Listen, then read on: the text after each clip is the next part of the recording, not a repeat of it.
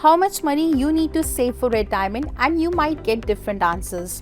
A specific number, say 10 crore rupees. A figure based on future spending such as enough to drag down 80 to 90% of your pre-retirement income every year. Or a simple formula like saving 30 times of your pre-retirement salary. But what's right for you? And how do you know you are on track? To know the answer for this, let's dive in.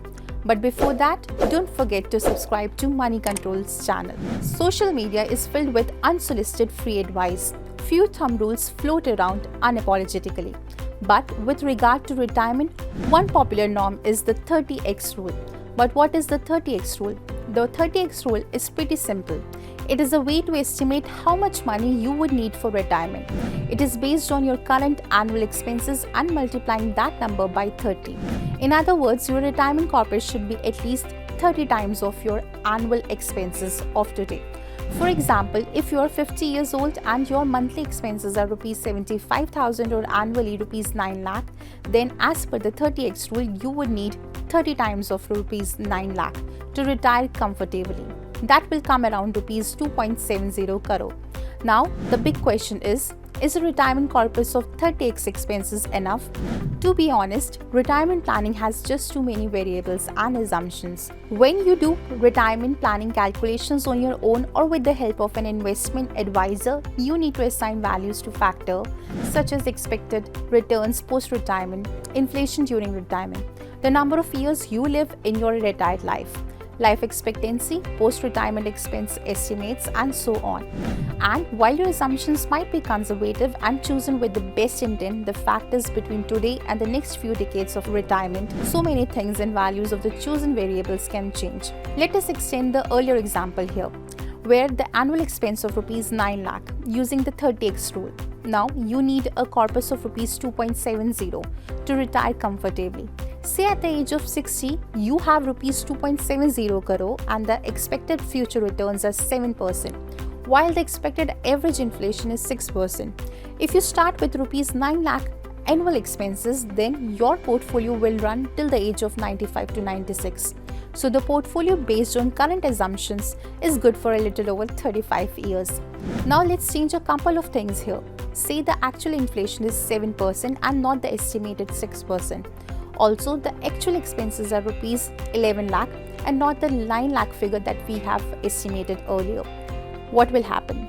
In this case, the corpus will get exhausted by the age of 84 due to higher expenses and higher inflation.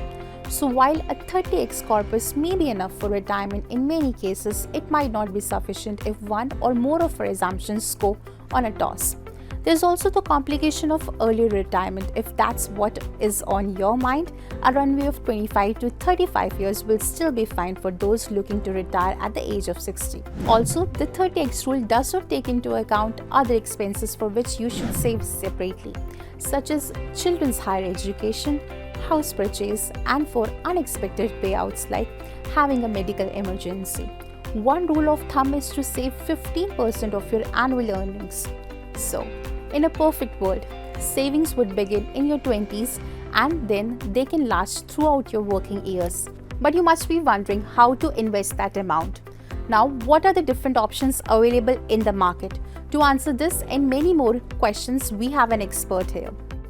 I think some of the most important factors for retirement could be determining your financial goals. Before making any investments, it is important to determine your financial goals and how much corpus you would need during your retirement.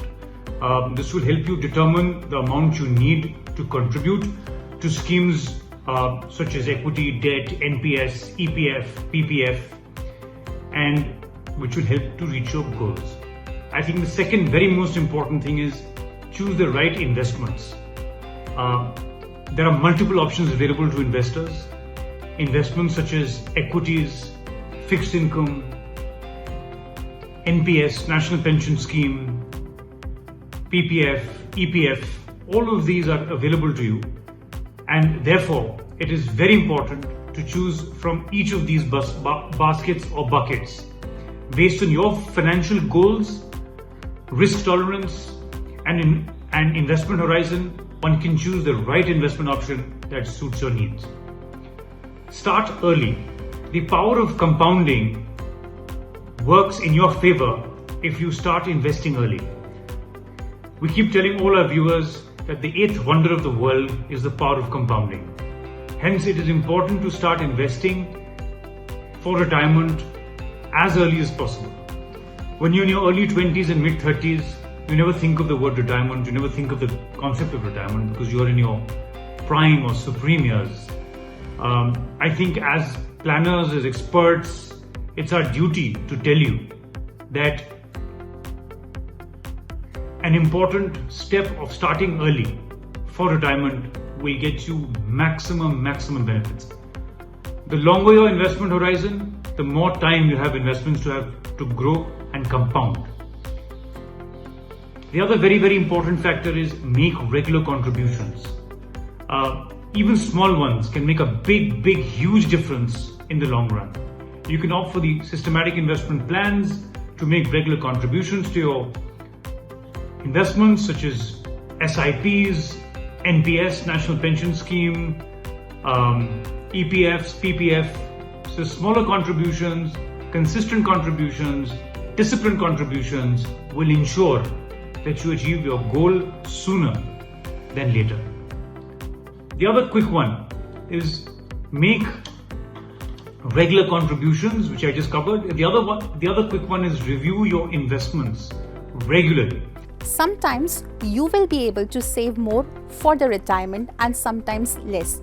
What's important is to get as close to your saving goal as possible and check your progress at each benchmark to make sure that you are staying on track. For more such updates, keep watching Money Control.